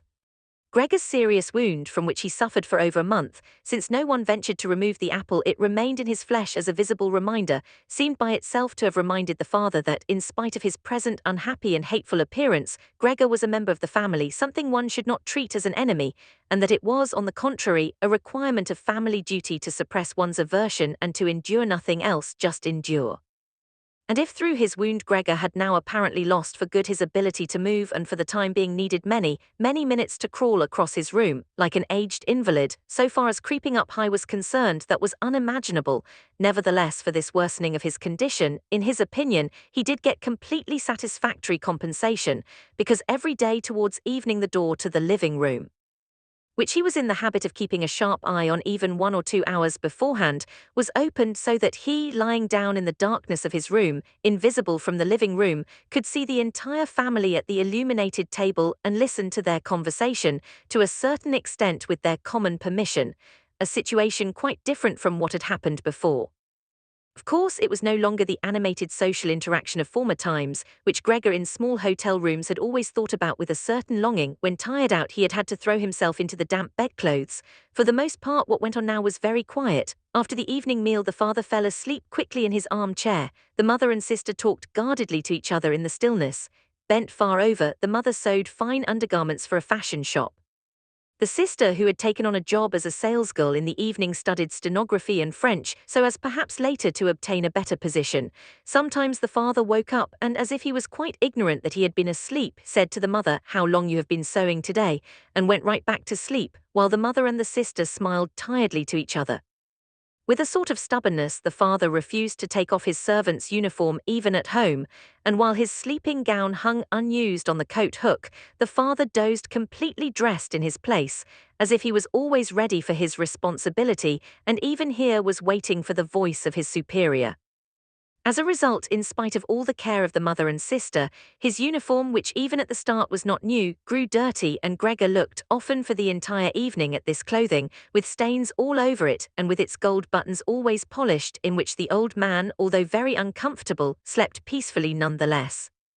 As soon as the clock struck 10, the mother tried gently encouraging the father to wake up and then persuading him to go to bed, on the ground that he couldn't get a proper sleep here and that the father, who had to report for service at 6 o'clock, really needed a good sleep.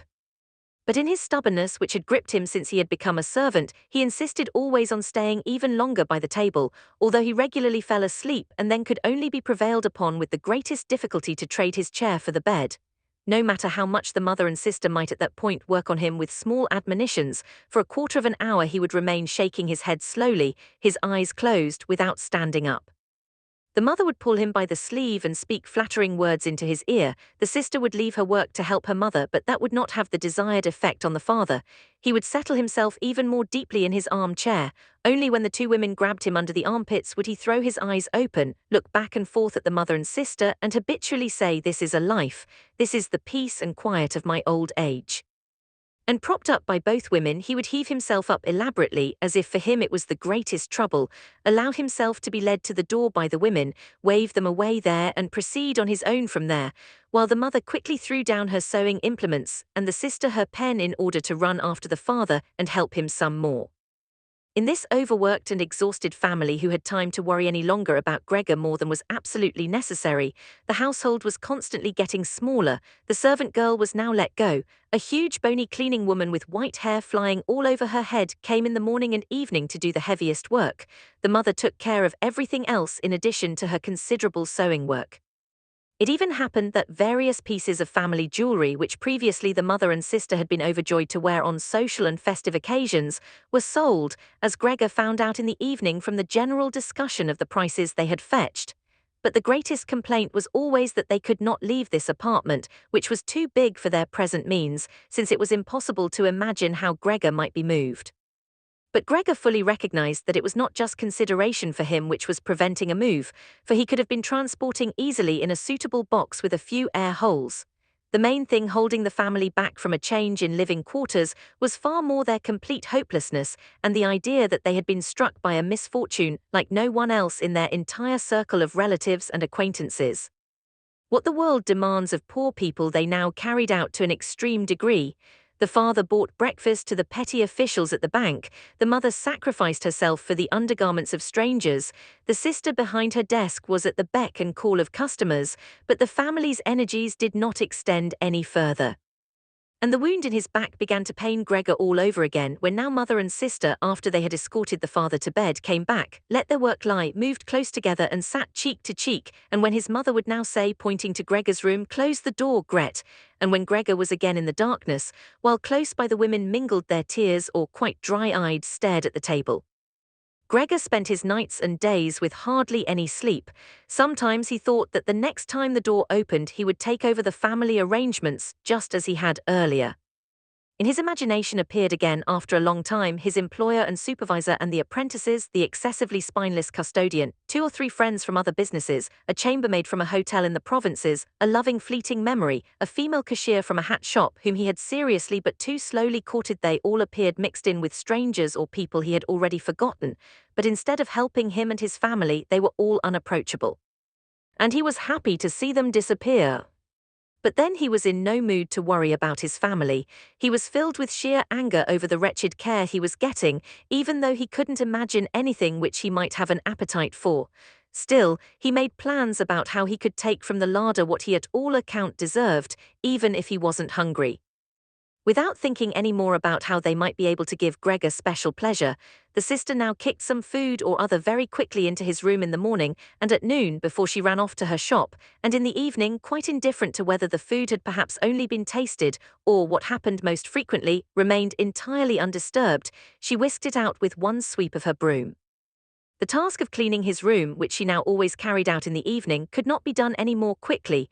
Streaks of dirt ran along the walls, here and there lay tangles of dust and garbage. At first, when his sister arrived, Gregor positioned himself in a particularly filthy corner in order with this posture to make something of a protest, but he could have well stayed there for weeks without his sister's changing her ways.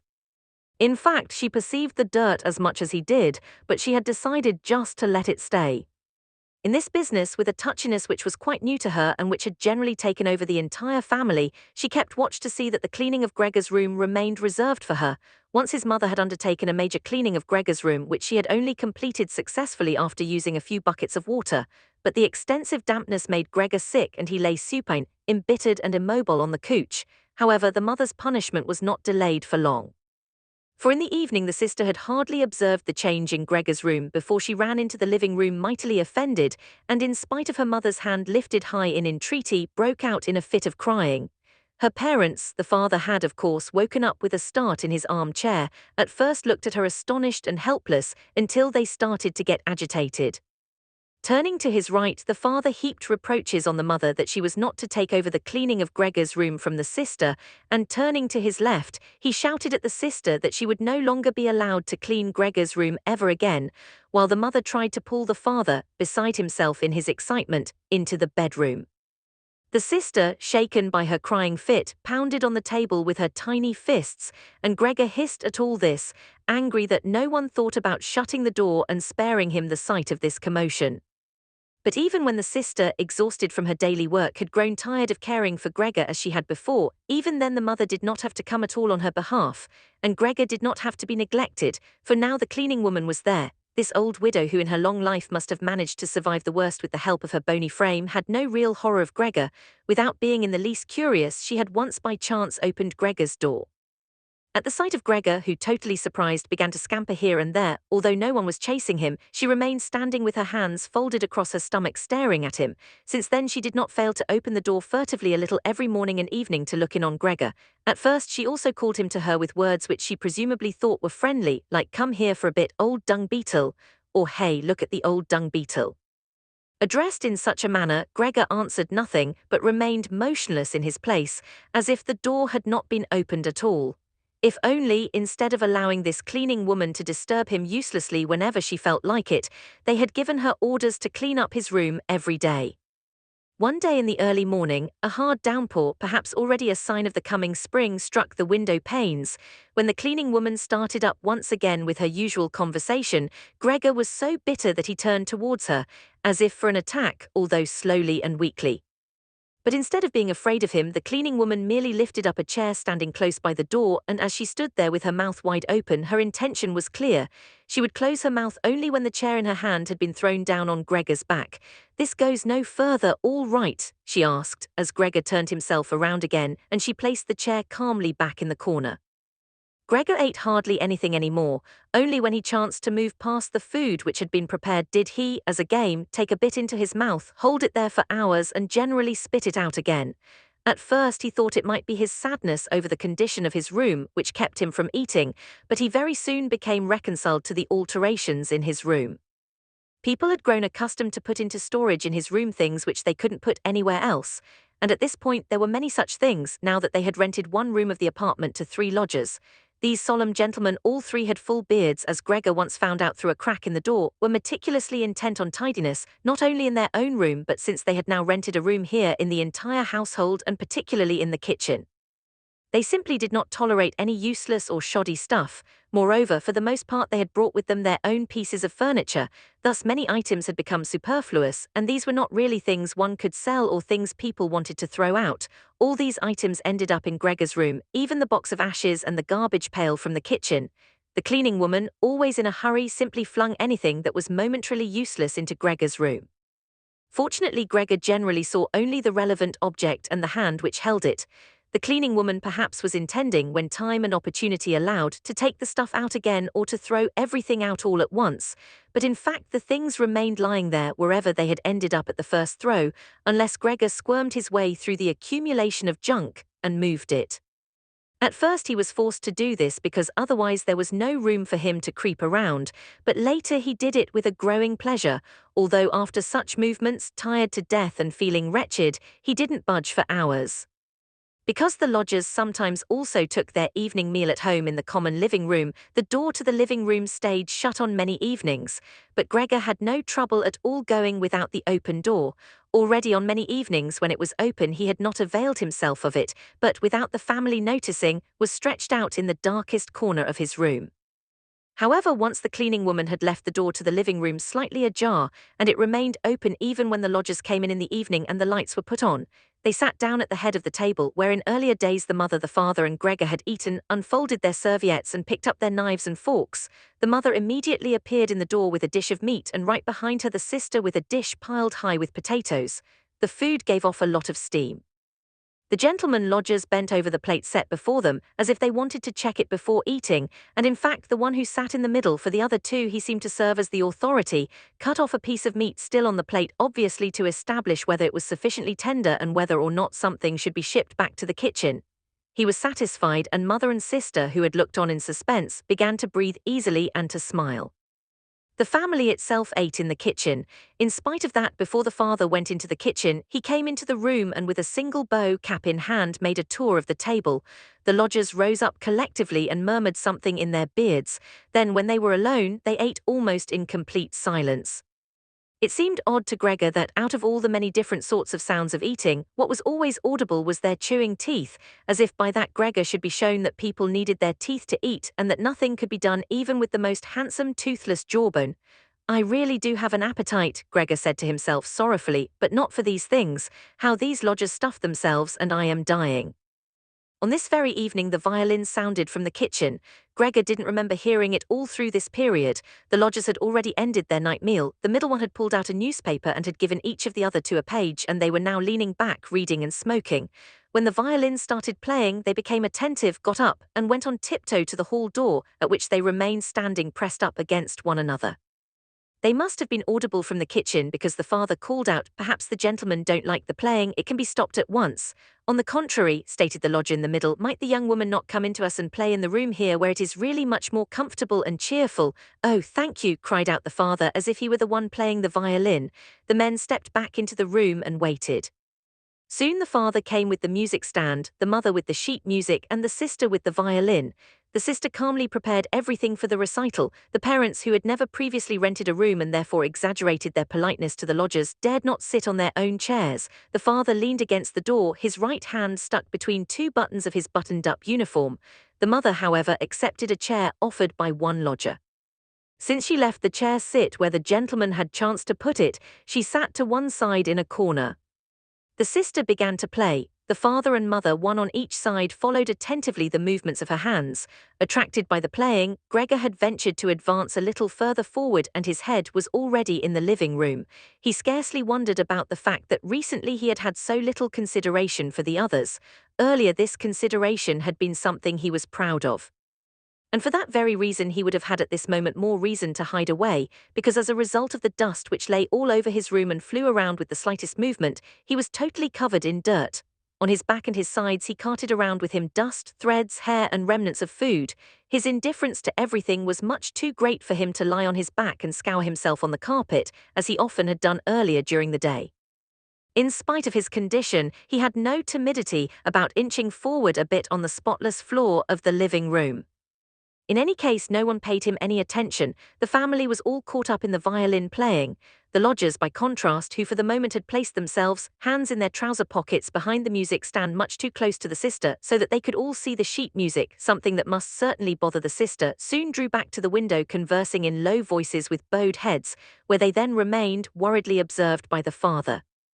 It now seemed really clear that, having assumed they were to hear a beautiful or entertaining violin recital, they were disappointed and were allowing their peace and quiet to be disturbed only out of politeness. The way in which they all blew the smoke from their cigars out of their noses and mouths in particular led one to conclude that they were very irritated, and yet his sister was playing so beautifully. Her face was turned to the side, her gaze followed the score intently and sadly. Gregor crept forward still a little further, keeping his head close against the floor in order to be able to catch her gaze if possible.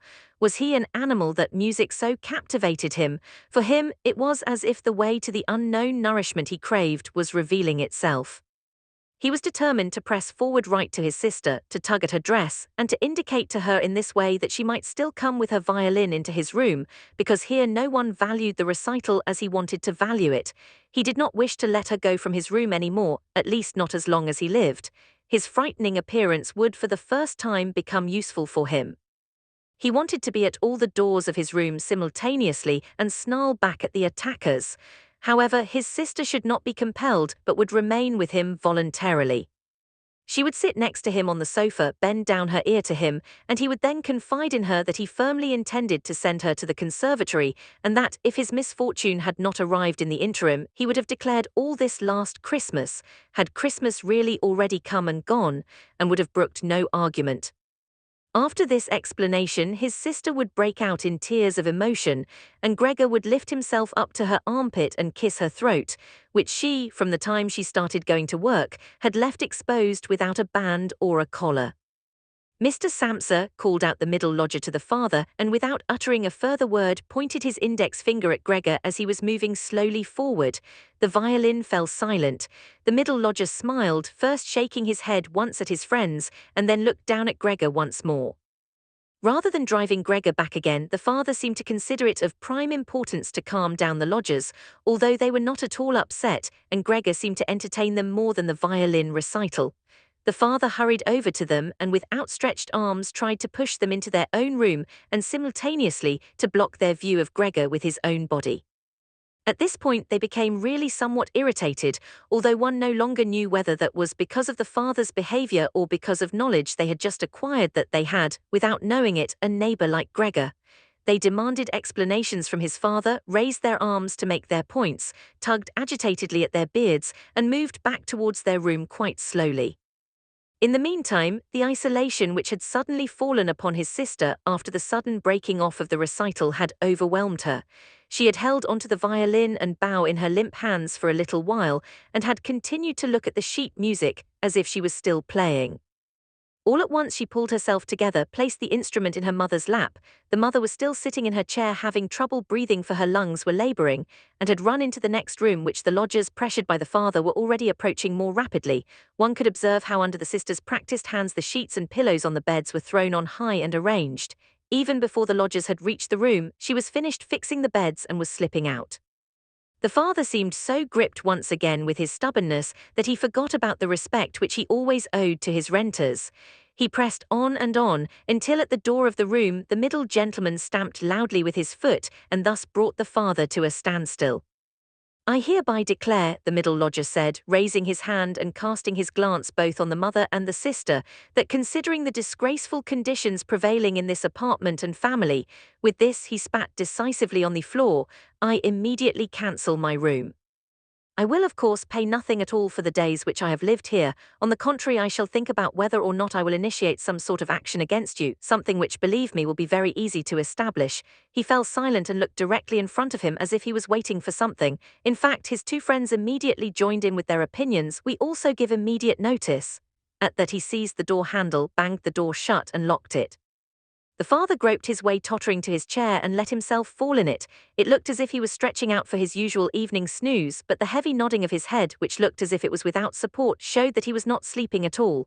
Gregor had lain motionless the entire time in the spot where the lodgers had caught him. Disappointment with the collapse of his plan, and perhaps also weakness brought on by his severe hunger, made it impossible for him to move. He was certainly afraid that a general disaster would break over him at any moment, and he waited. He was not even startled when the violin fell from the mother's lap, out from under her trembling fingers, and gave off a reverberating tone. "My dear parents," said the sister, banging her hand on the table by way of an introduction, "things cannot go on any longer in this way. Maybe if you don't understand that, well, I do. I will not utter my brother's name in front of this monster, and thus I say only that we must try to get rid of it. We have tried what is humanly possible to take care of it and to be patient. I believe that no one can criticize us in the slightest." "She is right in 1,000 ways," said the father to himself. The mother, who was still incapable of breathing properly, began to cough numbly with her hand held up over her mouth and a manic expression in her eyes. The sister hurried over to her mother and held her forehead. The sister's words seemed to have led the father to certain reflections. He sat upright, played with his uniform hat among the plates, which still lay on the table from the lodger's evening meal, and looked now and then at the motionless Gregor. "We must try to get rid of it," the sister now said decisively to the father, for the mother in her coughing fit was not listening to anything. "It is killing you both, I see it coming. When people have to work as hard as we all do, they cannot also tolerate this endless torment at home. I just can't go on any more." And she broke out into such a crying fit that her tears flowed out down onto her mother's face. She wiped them off her mother with mechanical motions of her hands. "Child," said the father sympathetically and with obvious appreciation, "then what should we do?" The sister only shrugged her shoulders as a sign of the perplexity which, in contrast to her previous confidence, had come over her while she was crying. "If only he understood us," said the father in a semi-questioning tone. The sister, in the midst of her sobbing, shook her hand energetically as a sign that there was no point thinking of that. "If he only understood us," repeated the father, and by shutting his eyes he absorbed the sister's conviction of the impossibility of this point. "Then perhaps some compromise would be possible with him, but as it is—" "It must be gotten rid of," cried the sister. "That is the only way, father. You must try to get rid of the idea that this is Gregor, the fact that we have believed for so long that is truly our real misfortune. But how can it be Gregor? If it were Gregor, he would have long ago realized that a communal life among human beings is not possible with such an animal and would have gone away voluntarily. Then we would not have a brother, but we could go on living and honor his memory. But this animal plagues us. It drives away the lodgers, will obviously take over the entire apartment and leave us to spend the night in the alley. Just look, father," she suddenly cried out, "he's already starting up again."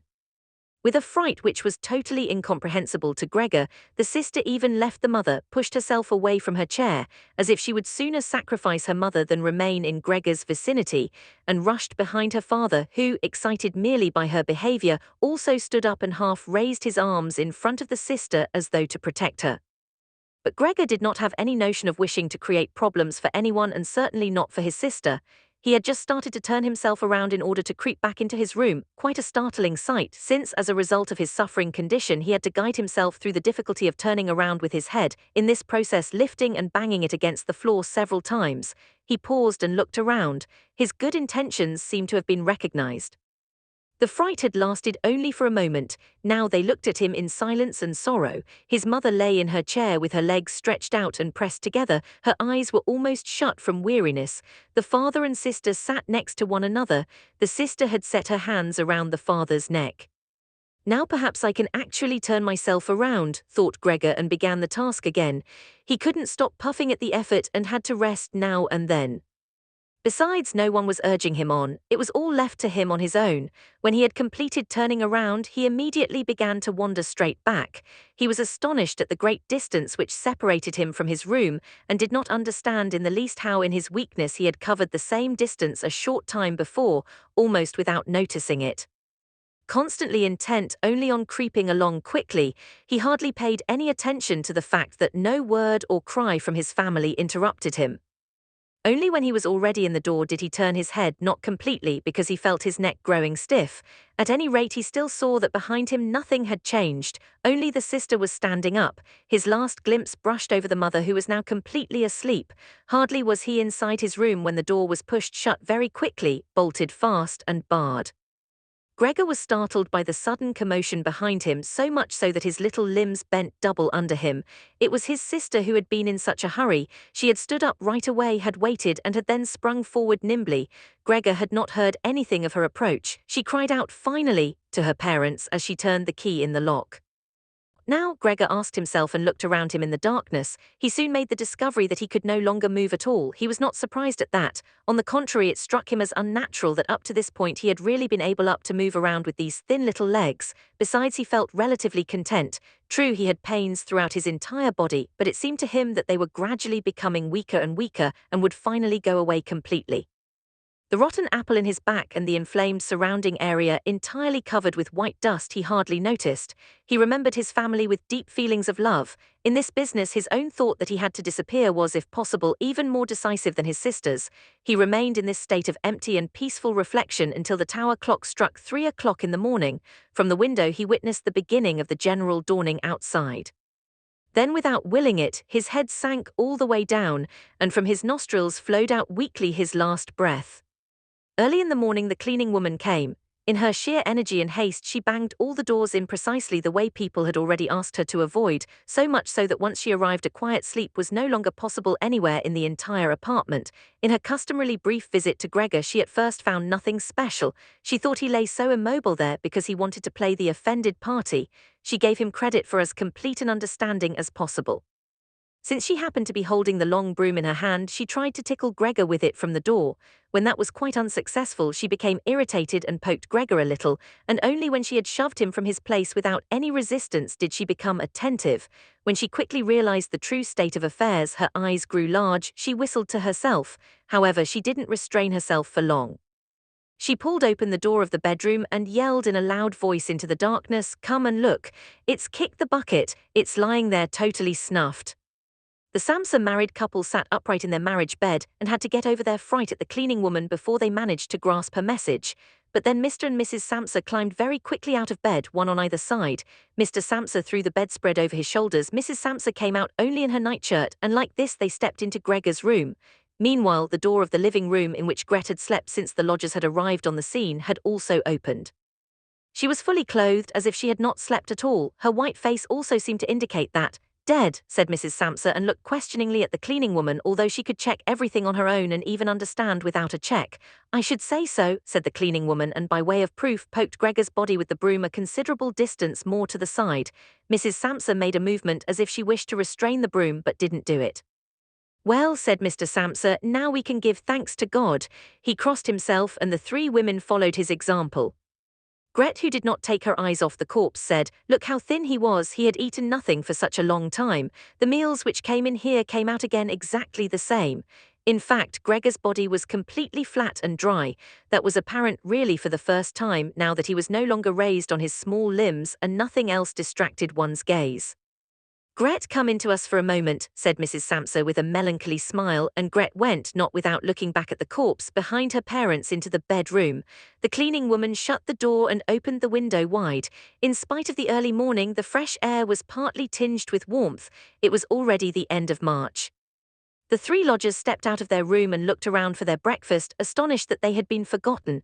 "Where is the breakfast?" asked the middle one of the gentlemen grumpily to the cleaning woman. However, she laid her finger to her lips and then quickly and silently indicated to the lodgers that they could come into Gregor's room. So they came and stood in the room, which was already quite bright, around Gregor's corpse, their hands in the pockets of their somewhat worn jackets. Then the door of the bedroom opened, and Mr. Samsa appeared in his uniform, with his wife on one arm and his daughter on the other. All were a little tear-stained. Now and then Gret pressed her face onto her father's arm. "Get out of my apartment immediately," said Mr. Samsa, and pulled open the door without letting go of the women. "What do you mean?" said the middle lodger, somewhat dismayed and with a sugary smile. The two others kept their hands behind them and constantly rubbed them against each other as if in joyful anticipation of a great squabble which must end up in their favor. "I mean exactly what I say," replied Mr. Samsa, and went directly with his two female companions up to the lodger. The latter at first stood there motionless and looked at the floor, as if matters were arranging themselves in a new way in his head. "All right, then we'll go," he said, and looked up at Mr. Samsa as if, suddenly overcome by humility, he was asking fresh permission for this decision. Mr. Samsa merely nodded to him repeatedly with his eyes open wide. Following that, the lodger actually went with long strides immediately out into the hall. His two friends had already been listening for a while with their hands quite still, and now they hopped smartly after him, as if afraid that Mr. Samsa could step into the hall ahead of them and disturb their reunion with their leader. In the hall, all three of them took their hats from the coat rack, pulled their canes from the cane holder, bowed silently, and left the apartment. In what turned out to be an entirely groundless mistrust, Mr. Samsa stepped with the two women out onto the landing, leaned against the railing, and looked over as the three lodgers slowly but steadily made their way down the long staircase, disappeared on each floor in a certain turn of the stairwell, and in a few seconds came out again. The deeper they proceeded, the more the Samsa family lost interest in them, and when a butcher with a tray on his head come to meet them, and then with a proud bearing ascended the stairs high above them, Mr. Samsa, together with the women, left the banister, and they all returned, as if relieved, back into their apartment. They decided to pass that day resting and going for a stroll. Not only had they earned this break from work, but there was no question that they really needed it, and so they sat down at the table and wrote 3 letters of apology, Mr. Samsa to his supervisor, Mrs. Samsa to her client, and Gret to her proprietor. During the writing, the cleaning woman came in to say that she was going off, for her morning work was finished. The 3 people writing at first merely nodded without glancing up. Only when the cleaning woman was still unwilling to depart did they look up angrily. "Well?" asked Mr. Samsa. The cleaning woman stood smiling in the doorway, as if she had a great stroke of luck to report to the family, but would only do it if she was asked directly. The almost upright small ostrich feather in her hat, which had irritated Mr. Samsa during her entire service, swayed lightly in all directions. "All right then, what do you really want?" asked Mrs. Samsa, whom the cleaning lady still usually respected. "Well," answered the cleaning woman, smiling so happily she couldn't go on speaking right away, "about how that rubbish from the next room should be thrown out. You mustn't worry about it, it's all taken care of." Mrs. Samsa and Gret bent down to their letters as though they wanted to go on writing. Mr. Samsa, who noticed that the cleaning woman wanted to start describing everything in detail, decisively prevented her with an outstretched hand. But since she was not allowed to explain, she remembered the great hurry she was in, and called out, clearly insulted, "Bye-bye, everyone," turned around furiously and left the apartment with a fearful slamming of the door. "This evening she'll be let go," said Mr. Samsa, but he got no answer from either his wife or from his daughter, because the cleaning woman seemed to have upset once again the tranquility they had just attained. They got up, went to the window, and remained there with their arms about each other. Mr. Samsa turned around in his chair in their direction and observed them quietly for a while. Then he called out, "All right, come here then, let's finally get rid of old things. And have a little consideration for me." The women attended to him at once. They rushed to him, caressed him, and quickly ended their letters. Then all 3 left the apartment together, something they had not done for months now, and took the electric tram into the open air outside the city. The car in which they were sitting by themselves was totally engulfed by the warm sun. Leaning back comfortably in their seats, they talked to each other about future prospects, and they discovered that on closer observation these were not at all bad, for the three of them had employment about which they had not really questioned each other at all, which was extremely favorable and with especially promising prospects. The greatest improvement in their situation at this moment, of course, had to come from a change of dwelling. Now they wanted to rent an apartment smaller and cheaper but better situated and generally more practical than the present one which Gregor had found. While they amused themselves in this way, it struck Mr. and Mrs. Samsa, almost at the same moment, how their daughter, who was getting more animated all the time, had blossomed recently, in spite of all the troubles which had made her cheeks pale, into a beautiful and voluptuous young woman. Growing more silent and almost unconsciously understanding each other in their glances, they thought that the time was now at hand to seek out a good, honest man for her, and it was something of a confirmation of their new dreams and good intentions when at the end of their journey their daughter got up first and stretched her young body. Review: The Metamorphosis by Franz Kafka, a profound exploration of alienation and identity. Franz Kafka's The Metamorphosis, translated by Ian Johnston, is a seminal work of existentialist literature that delves into the themes of alienation, identity, and the complex dynamics of family relationships. This English translation captures the essence of Kafka's original German text, offering readers a haunting and thought-provoking narrative that remains relevant in its exploration of the human condition. Chapter 1: The Unfathomable Transformation.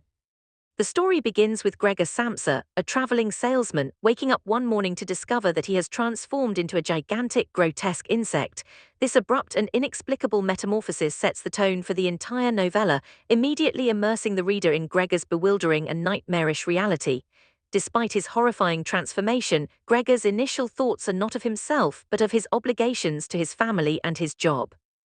This selflessness, even in the face of such a catastrophic event, highlights Gregor's deeply ingrained sense of duty and his desire to maintain normalcy.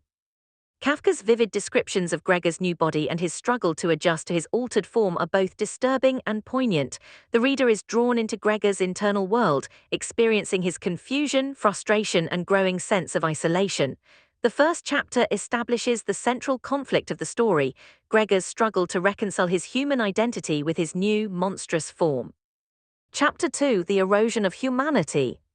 As the story progresses, Gregor's transformation becomes a catalyst for the unraveling of his family's facade of normalcy.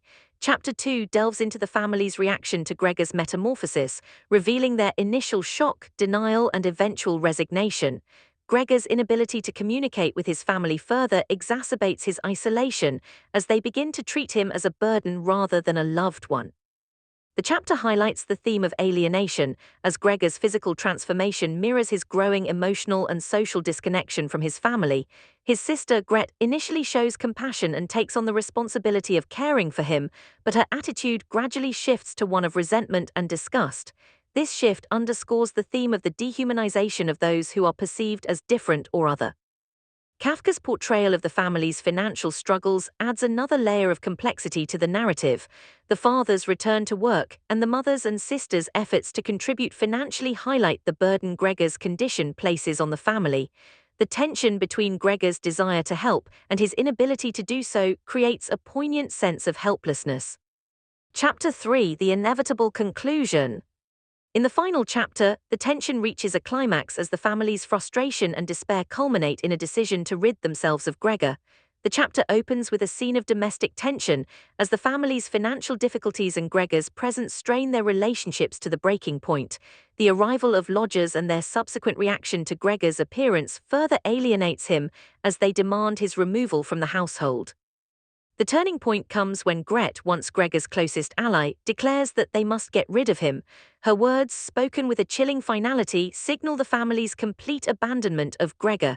This moment of betrayal is devastating as Gregor realizes that he has lost the last semblance of connection to his former life. The novella's conclusion is both tragic and inevitable. Gregor's death, though seemingly a release from his suffering, leaves the reader with a profound sense of loss and a lingering question: was Gregor's transformation a literal event, or a metaphorical representation of his internal state? Kafka leaves this question open to interpretation, allowing the reader to grapple with the deeper implications of the story. Themes and interpretations. The Metamorphosis is rich with themes that resonate with readers across time and cultures. The central theme of alienation is explored through Gregor's physical transformation and his subsequent isolation from society and his family. This theme is further underscored by the family's gradual withdrawal of empathy and support. The novella also explores the theme of identity, as Gregor's transformation forces him to confront the question of who he is in the absence of his human form and societal role. His struggle to maintain his humanity in the face of his monstrous appearance raises questions about the nature of identity and the factors that define it. Additionally, Kafka delves into the theme of family dynamics, portraying the complex and often conflicting emotions that arise in response to a crisis. The family's initial shock and denial, followed by their attempts to adapt and eventually their rejection of Gregor, highlight the difficult choices and sacrifices that families face in times of hardship. Conclusions. The Metamorphosis is a masterful exploration of the human condition, offering a poignant commentary on the nature of identity, alienation, and the complexities of family relationships. Kafka's narrative is both unsettling and deeply moving, inviting readers to reflect on the universal themes of suffering, compassion, and the search for meaning in an often indifferent world. This English translation captures the haunting beauty and profound insight of Kafka's original text, making it a timeless classic that continues to captivate and challenge readers.